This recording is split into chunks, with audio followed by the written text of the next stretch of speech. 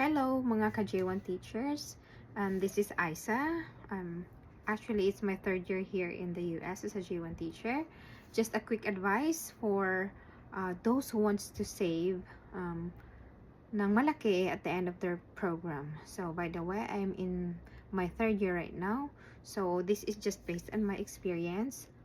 At saka sa mga research ko since the beginning of the program.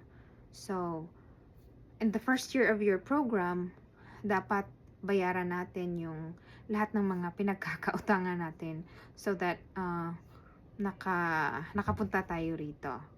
And then, so those are purely for first year. Then, usually natatapos yan all the way 1.5, depending on how much yung liabilities natin sa Pilipinas, especially sa mga DepEd teachers. Maraming loan doon, loan dito. So, as much as possible, i-clear talaga lahat. And then, so that would be first year to half of the second year program. Good thing if sa first year pa lang na-clear nyo na. Depending yun sa salary nyo. If you're working in the public school, you have a higher much pay. Sa private naman, lesser. But here in California, higher yung pay, pero mahal naman din yung bahay. So, good thing kung naka-share lang kayo sa bedroom or ganyan, hindi bahay yung inuupahan.